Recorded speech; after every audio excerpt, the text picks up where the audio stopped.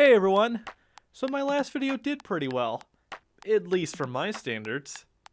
So it only makes sense to do another Erma video. And that's why for today I'll be tackling, what do I do next?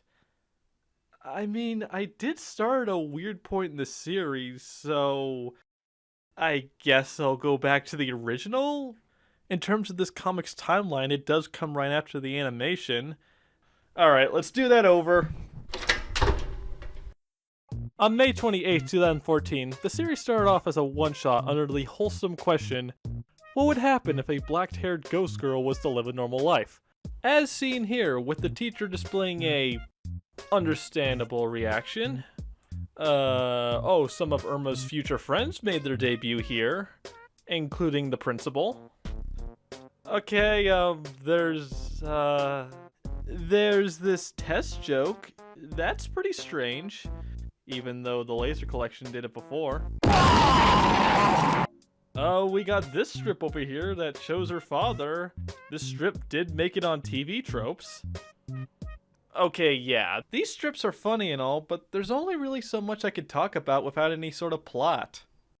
Well, if it's a plot I'm looking for, then I'm in luck, because the next comic is when the series started telling a story.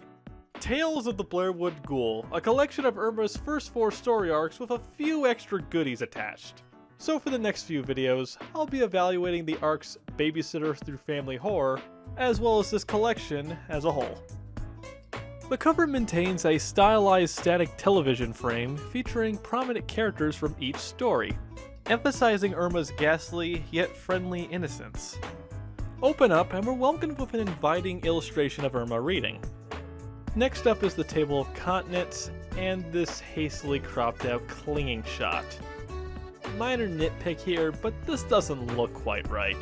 If the ominous render was shaved off or fully embraced, yeah, something kind of like that, then I think it would have been a bit more alluring. Moving on to the first arc, it starts off with Erma's parents hiring a babysitter, named Felicia, to watch Erma for the night. And of course, Erma does her best to get a reaction out of Felicia. So most of the comic is essentially Felicia trying to get Erma to quit fooling around, and eventually she does. Though Felicia does compensate by letting Erma have a little fun with the pizza boy. First the McAllisters and now this little banshee. This guy just can't catch a break. It doesn't stop Erma from getting a quick one in, and Felicia takes it like a champ. In the end, the parents are satisfied. Felicia seemed like a good match to Erma as she quickly warmed up to her, as opposed to the other effect she had on the previous babysitter.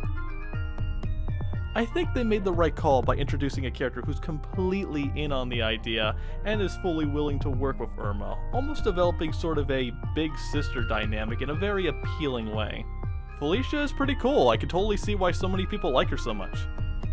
I guess I should mention that this first arc also appears in the first Erma collection, and it was around this point when Erma's skin tone changed.